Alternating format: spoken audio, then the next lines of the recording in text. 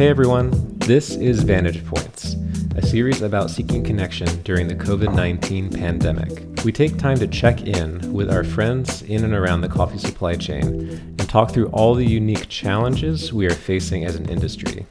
Today we talk to Javeri Kadri of Diaspora Co.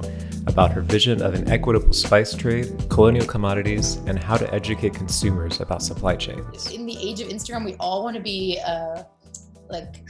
cool and hip, and we all think that we're influencers and food bloggers, but I think that we owe it to ourselves to educate ourselves a little bit about supply chains.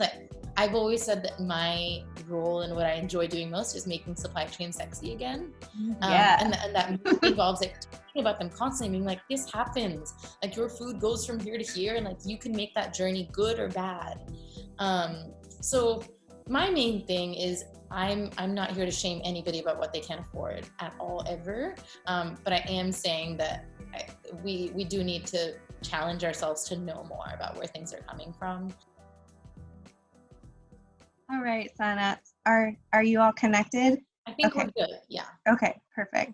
So I would love for you to just introduce yourself and Diaspora, and then just a little bit of background about the company, since the audience, I don't think, will know everything about the spice trade in general. Yeah. So no pressure. Just give you 2,000 years of history. Yeah. History. Yeah. Okay, cool. So my name is Javeri Kadri. I'm the founder of Diaspora Co. I was born and raised in Mumbai. I moved to California about 7 years ago now. I've worked in agriculture longer than I had been an adult, and always knew that I wanted to work in agriculture. Didn't necessarily know that I wanted to work in supply chains, but just part of being here and wanting to work there being India, here being California, meant that what I was looking at and thinking about was supply chains. In about 2016, I started realizing that Bean to Bar chocolate has made huge strides. Your world of specialty coffee has made huge strides in taking colonial commodities, which were agricultural products that were kind of used by colonialism as like tools for tremendous profit, and turned into almost like supply chains that had nothing to do with food and more to do with just income generation, like gross income generation. And so I was seeing how specialty coffee and Bean to Bar chocolate were really improving labor conditions, improving prices, and having a small scale impact at first, but overarchingly, it's especially your world of coffee has been really inspiring, and realizing that spices have never went through that renaissance, and spices weren't being given the same attention. And the more I researched, the more I found that actually the spice trade, and this was a year of research of meeting over 40 different farmers and spice researchers and scientists, realizing that the spice trade hadn't changed since the 1850s, where the British, the Dutch, the Portuguese, the British had all come to India and set up these systems that basically flattened India's beautiful, rich history of spices to size and yield. I think it's similar in coffee so to give you an example, like in pepper, you have Malabar pepper, Terroir pepper, and everybody talks a lot about these varieties and they sound very sexy. Really, the British just took a ruler and they made holes in it. If it fell through the biggest hole, it's Malabar. Second biggest hole, Terroir. And then they made up shit around those names. And even the word Terroir or Malabar, like Malabar is a colonial term for a coast that they didn't even fully discover. So there's a lot to say in the politics of naming there. I didn't know that English breakfast tea was, and this is a bit of a tangent, but it's too fun not to mention. English breakfast tea was the queen wanting a taste of her colonies in a cup. And that's why English breakfast tea is a blend of Ceylon, I believe Kenya, and India. And teas from all three, and that tradition has stayed when it has really no worth as staying. So I was realizing that within the spice trade there was a lot like that, where turmeric, Alleppey turmeric is considered the best turmeric, but I visited Alleppey and that's a vacation destination. Like there's houseboats, like there is no turmeric, and it was really just that the British really liked Alleppey, so they decided that any turmeric that's orange is going to be called Alleppey turmeric. So starting in 2017, I realized that I really wanted to create a spice trade and a spice company that, one, was really focused on equity, and really uplifting farmers and in service of them. Something that does bother me, I think, is, even within chocolate, the chocolate producer in the Western country, in the United States, gets all the credit, and often the farmer doesn't get as much credit for the cacao that they produce. And I felt like spice farmers actually are controlling all aspects of the flavor of that final product, and this would, to create a company that would really hero them and their work and the individual variety that they were growing, would be really exciting. I started a company with $3,000 from my 2016 tax refund. I thought I was really rich. That only bought 350 kilograms of turmeric. And I started a company. And since then, we've grown about 700x. But yeah, it's been a long, kind of crazy adventure. And we started with turmeric mostly because turmeric was exploding in 2016 and 2017. And I wanted to make sure that, to be quite blunt, like if white people were consuming turmeric, that as many brown farmers were making as much money off of it as possible. And that worked. That was true. Absolutely. Yeah.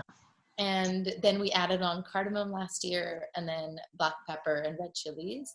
And we're adding on cumin and coriander later this fall. Yay. That's so exciting. I like how blunt you are about, like, well, we have to understand that the end consumer is a bunch of white people.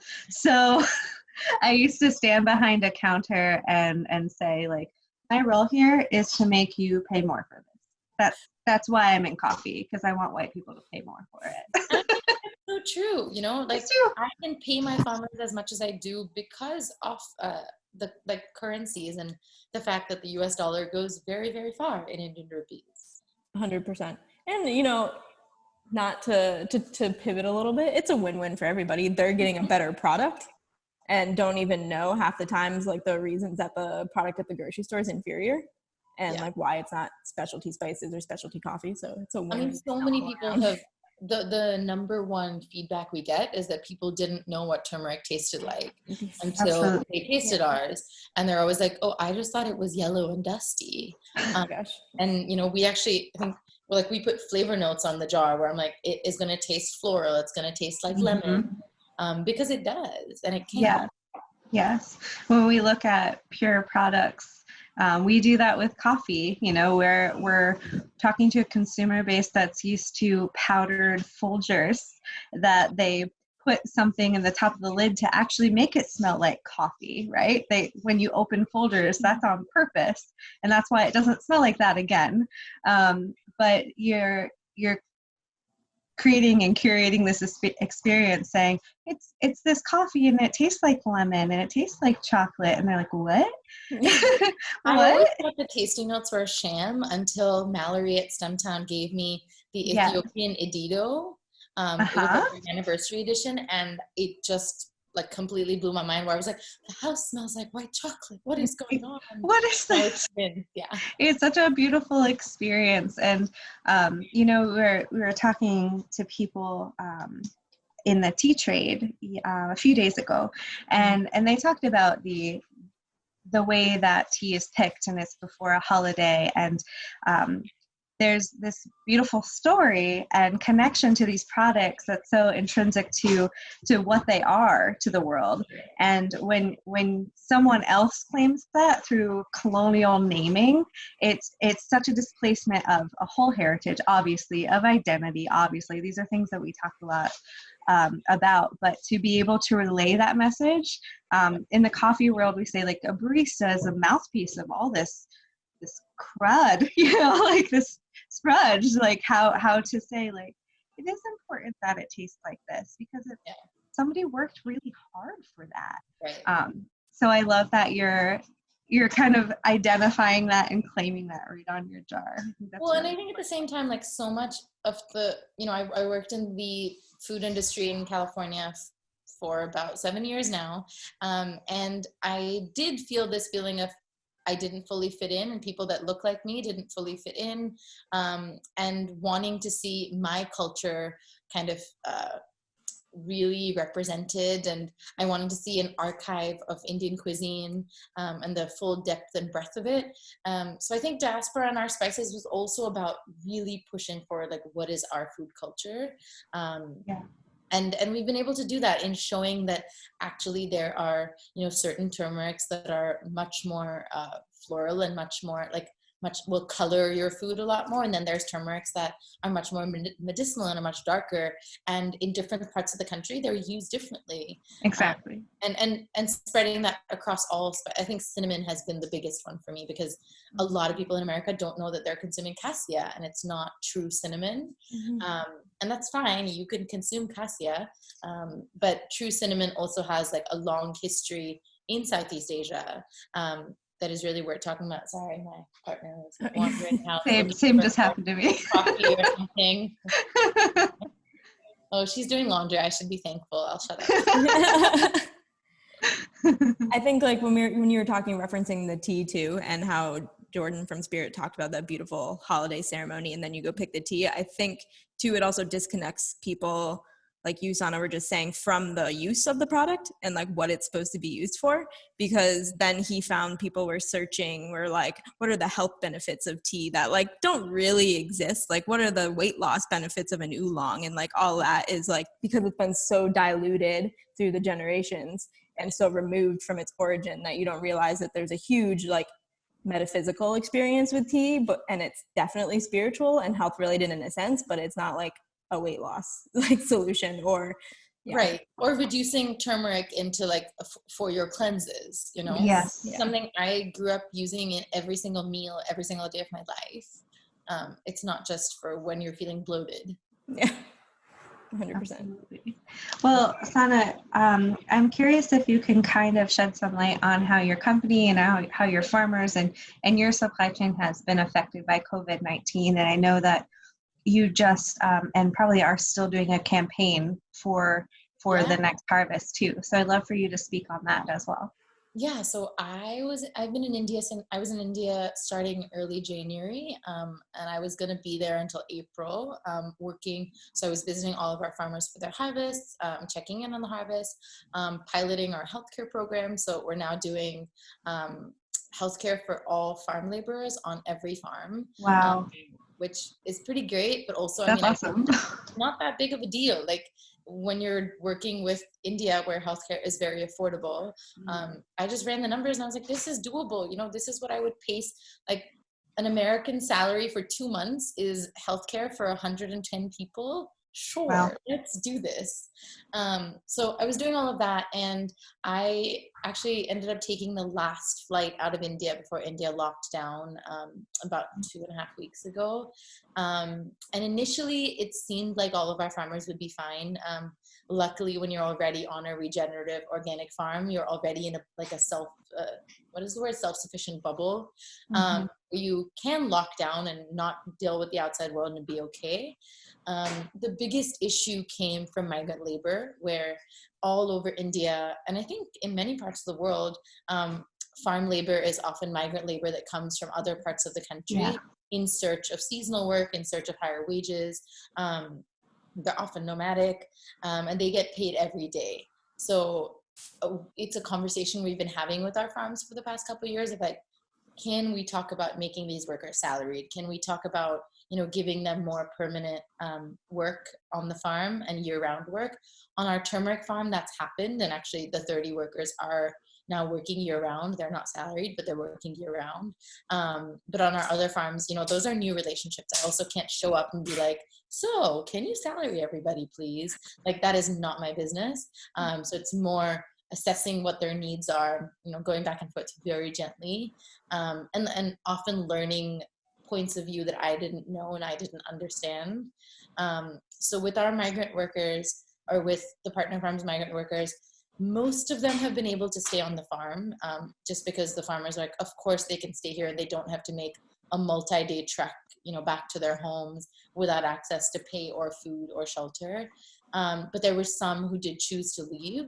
And in that case, we're setting up direct cash transfers for them, so that they can stop along the way at ATMs and withdraw money.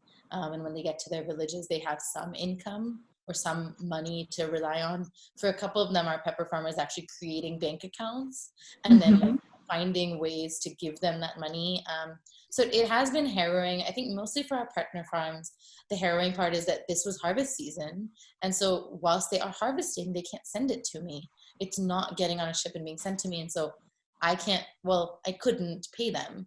I didn't, if no spices were coming to me, I didn't have 120K to suddenly be paying all of them. And so what we pivoted to is we changed our entire website to pre-order based.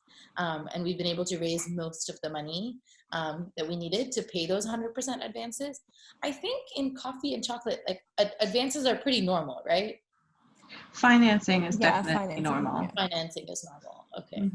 So in spices, though, usually advances in financing is not normal. You're in the commodity trade, you're just kind of handing over your harvest to a trader or an auction house. They're weighing it. They're paying you in cash. Sometimes they're even bringing a truck to your farm, which means that the truck is rigged, and you're getting even less, and then you're paying, interest on the truck, or the math is terrible. Yeah. But within our system, we pay them a 50% advance, and then we pay them the remaining 50% advance once it gets on a flight or a ship. So we're changing that and just giving them a flat 100% advance. For our turmeric and our chilies, it's also milled throughout the year usually. We're now worried that given the lockdown, we won't know when to mill. So we're going to mill all at once, which means we're paying for all the milling at one time too. So it's a cost that would otherwise have been split into 4 is now all at once. So yeah, financially it's terrifying. I'm shit scared to say the least. But also seeing how reassured our farmers are the minute we were able to make those wire transfers and how committed they are to get us that produce. I'm not worried. I know that there's going to be delays and our revenue is shot for the year, but I'm not worried about the spices getting here.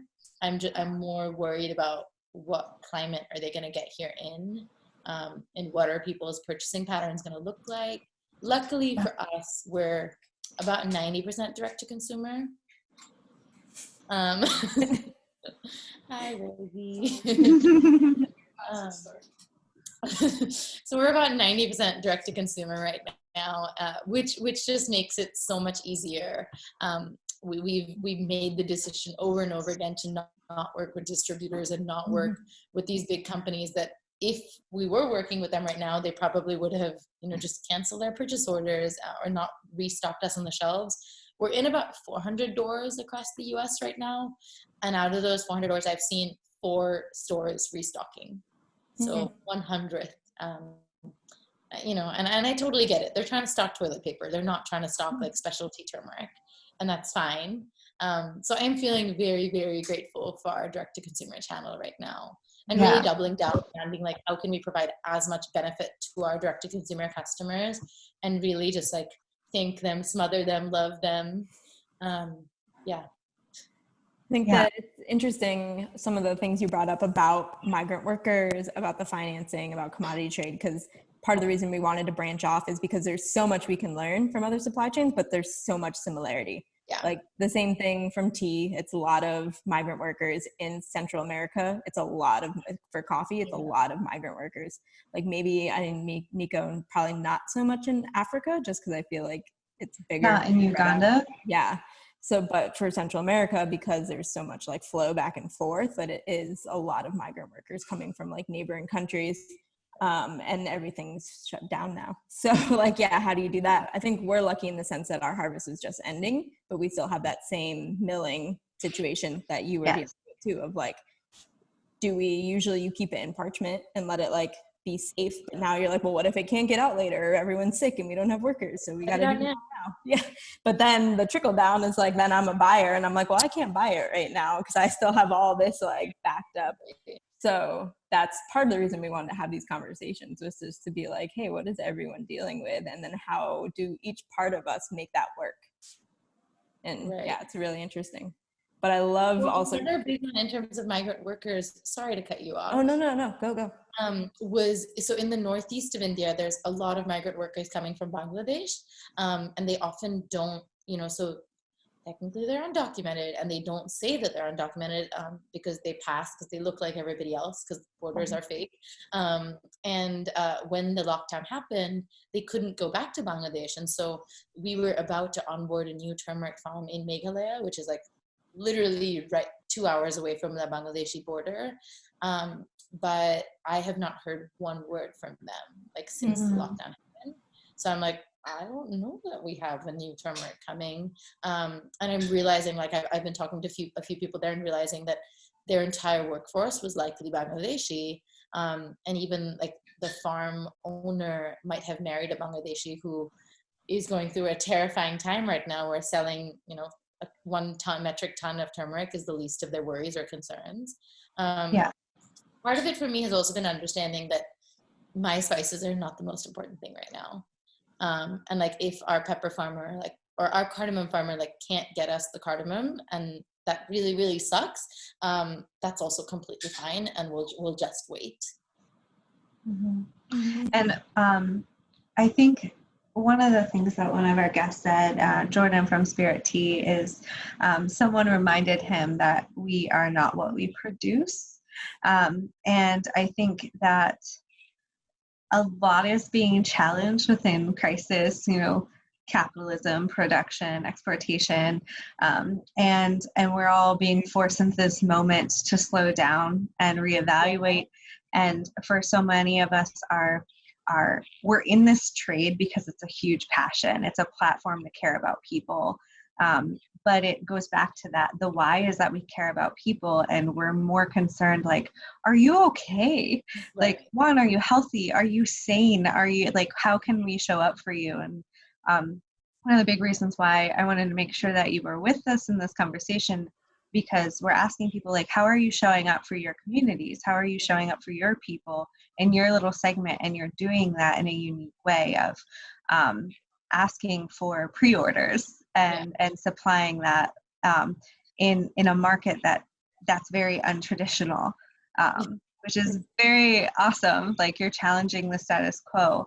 And I guess one of the other conversations or questions that we're asking is how can we show up for you? How can you know, we're a little displaced because we're a different supply chain, but how can the consumer or whichever audience you decide, how can it show up for you right now? Yeah, that's such a good question. I mean, with our healthcare pilot, like, consumers are not asking whether farm workers have healthcare or how they manage when they're sick. But then when we piloted it, it seemed like the most obvious thing in the world to consumers. Like, oh, of course. Like, Yeah, duh. if these women are producing, you know, the best turmeric on earth, like, sure, they should be able to go to the doctor for the first time in their lives.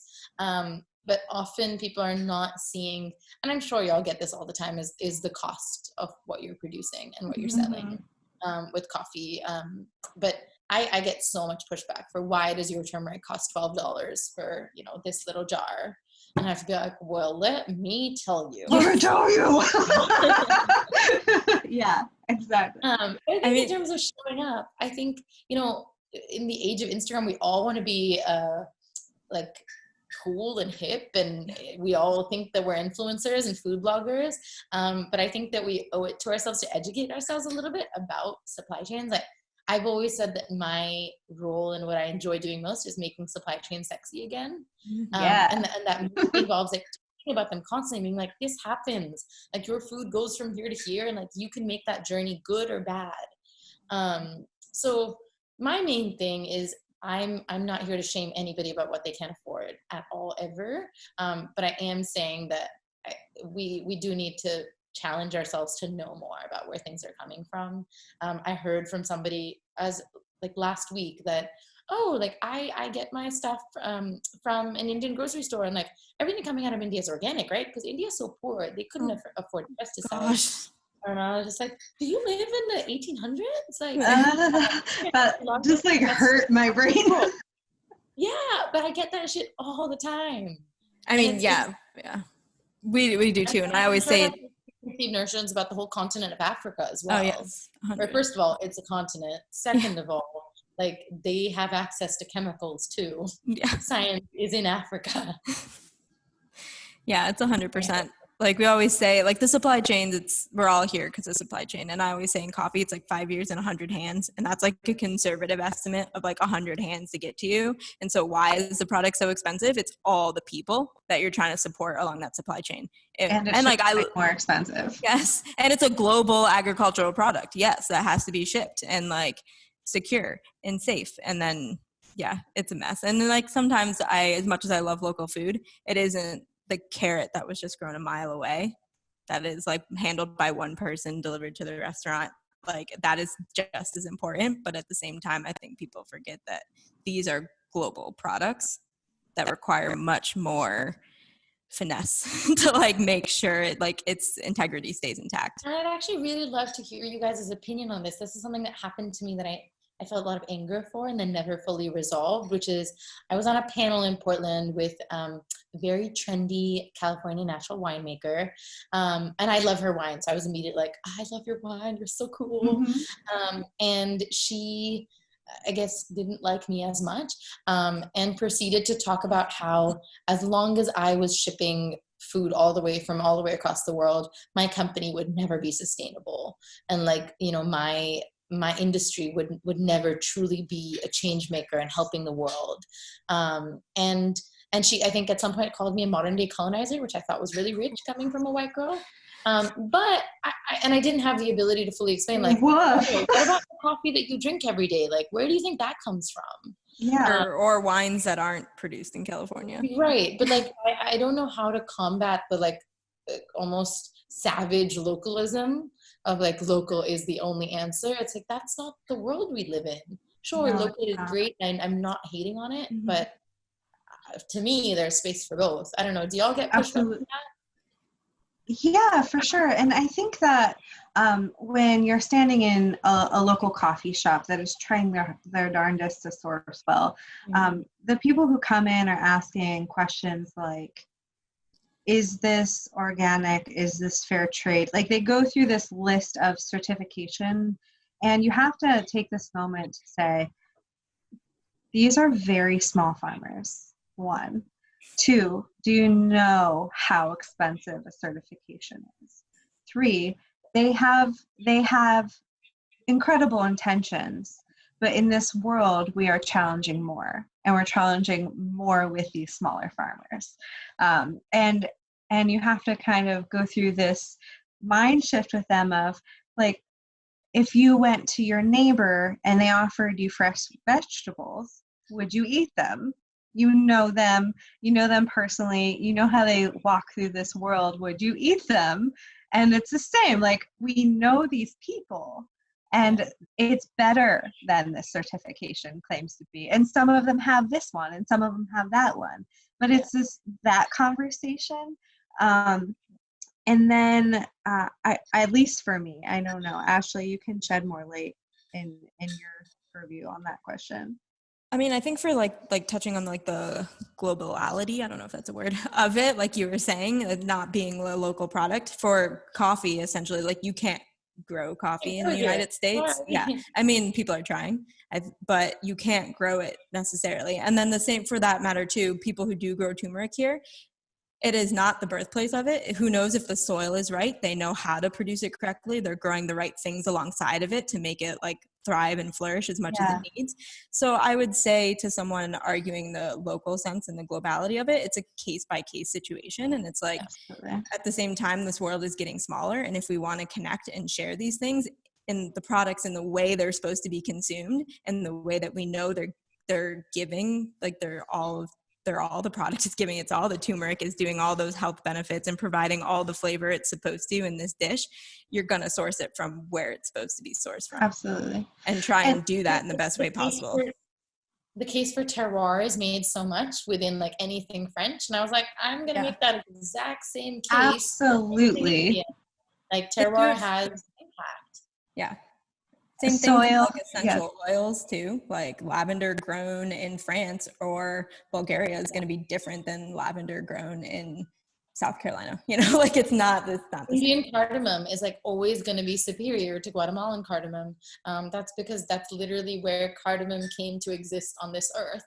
Like that mountain range is called the Cardamom Mountains for a reason. It's great that you can grow it in Guatemala, but it's a different product. Absolutely. And it's wonderful that we can share it and then raise up these communities who wouldn't necessarily be able to spread it themselves, I think is my mic drop on that.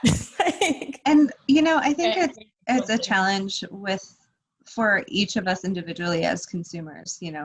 This is all powered by consumerism. And when you know the true cost of something, of something special, you treasure it and use it in a different way. I always say to people, when you commodify product, you commodify people, right? So if that's the case, when you treasure a tea that a good friend sourced from one of his good friends, Mr. Chin, when you, that is just treasured and treated in a completely different way. And if I were to make like Sana's turmeric gnocchi dish, that would be treasured in a different way. I know her. I know her love of these farmers and of this turmeric and this spice. It's just utilized and bought in a different way of my own budget. So I'm not going to line my shelves with a product that is going to be treasured in that way. I'm not going to eat it with every single dish and not get the same satisfaction from it, right? So I think this is all about, we in the coffee and tea world, Sana, are constantly saying, you don't need a 32-ounce coffee because this is actually good. It's going to feel different in your body. And also you're not adding a bunch of junk to it. So it's just kind of a shift in so many ways of our palate, and also our budget and how we're causing changes in supply chains with our dollars, I guess.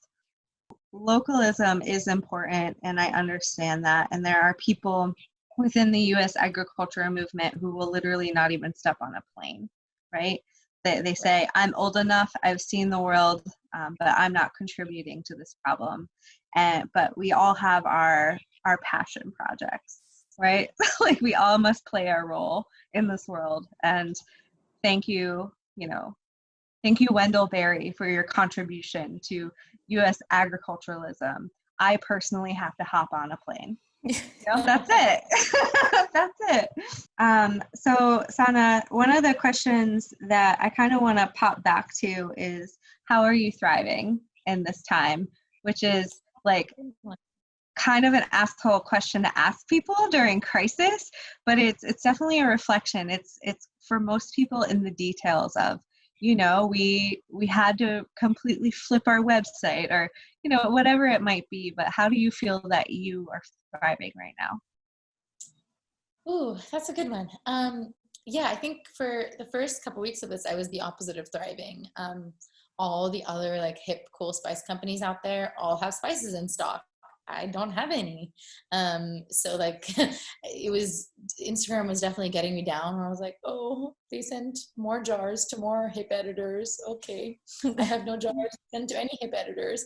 And I think I really had to get my head out of Instagram and just be like, for the longest time, I feel like for the past year, I've been trying to remember, like, what do you enjoy doing, Sana? Do you remember? Do you know? And I haven't known really. And that's a conversation I've had with my therapist constantly, is that in running a business and being an entrepreneur, I have completely forgotten what I like to do and what makes me.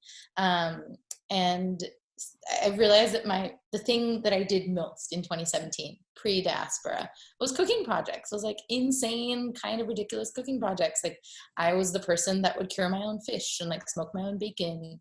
And I literally just ground all of that to a halt for the past 2.5 years. And so I'm trying to get back into that. I'm lacto fermenting some leeks right now. I'm making a lot of bone broth. What else am I doing? I'm trying to stock an entire Japanese pantry starting tomorrow. So great. What's going to be in that pantry? Well, do you know Sonoko Sakai? No. She's incredible. She's a Japanese cook and chef. she wrote Japanese home cooking. She's also a dear friend, but last night I read it cover to cover. And she just teaches you how to stock the pantry. So I'm going to be making, I think I'm saying all these words wrong, but like shoyu tare, which is some kind of like dipping sauce that you can use for everything. She sent me some kokuto black sugar that I'm going to be turning into caramel. So she says that if you have 10 things ready in your fridge, you can have a Japanese meal whenever you want. And I was like, okay, let's go. Done. That's beautiful. Although you're taking a break from Instagram, please put all this out there so we can all learn how to do it. I will. Yeah. Just like that gnocchi dish. Yeah. That gnocchi dish looks so good. That was good. Beautiful. That was a highlight of for sure. Beautiful. Well, thank you so much, Sana. Do you have any curiosities or questions that you would want to ask the people of the coffee world as we talk to importers, front of houses, roasteries, like anything come to mind that you're like, what's that? Yeah, I do have a question. And I think the answer partly is that the coffee industry is dependent on a nationwide addiction. So it's a giant industry. Addiction in a good way, positive way. Yeah, for sure. But there's a need every single day for this thing. So the industry is huge in a way that spices are very little. But how did y'all set all this, I feel like coffee to me looks like this industry that has all the systems, all the support networks. People aren't competitive. Like everybody seems to work together. It just seems like this very developed, robust industry that's like moving forward. It's for the good of farmers. And on the other hand, the spice industry feels annoying, small, full of like Indiana Joneses, and just not organized around like how do we push this industry forward and better and more. It's just young and immature, I guess. Yeah, for sure. When I think about the history of coffee, of course the latch of y'all need us, right? That helps. And I would say that there have been and always have been those people who challenge and say, no, this is necessary. No, this is necessary. And we're going through, we had the certification phase, and now we're going through and saying, no, let's challenge that more now. So I think, there is worldwide conversations and conferences that we all attend to have those conversations, and put those thinkers in front of the rest of the coffee world. And that's been really beneficial. But where I see other trades, like tea, having their renaissance, as you said, they're latching on. Like they're realizing that, okay, well, if the person or the industry that has the audience is coffee, we're going to start talking to coffee people. And I don't know where that might be within spice trade, but looking at the industries that have been developed over the past how many years to have that kind of audience might be a way to say, okay, so what's your language and how do I speak it? So that you understand that when you make chai, I'm going to teach you how to make that better. When you make whatever, golden milk, if you want to pitch to that, that's up to you. Like however you do that, like let's talk about how to do that in a very respectful way with my spices. I also think it's like an unfortunate territory of, like you were saying, spices are young. Like definitely the first specialty coffee companies went through this. So it's just the trajectory of the timeline and where you're at, and like the right people could move. And we're after the beer industry, right? So we're after microbrews. Right. It's coffee. If you look at the trajectory of industries, that's where we're at. Right. Yeah. So I think having people like you and the right people like forefronting that, then you could probably get there even faster than coffee did. Yeah. Hopefully. That's what we're all hoping for, by including. Claim that space. Do it. Don't want to be martyred. Just really don't want to be martyred. No. Sometimes you get tired and you're like, no. Yeah, exactly. Anyway, thank you for doing this. I feel like this Well, is thank a great you so much. I learned a lot. Thank you. And we will follow up with all the info and promo stuff afterwards. So you'll be able to post it if you would like as well. Yeah, for sure. Thank you so much, Sana. Thank Such you. a pleasure meeting you. Bye. Bye. Bye.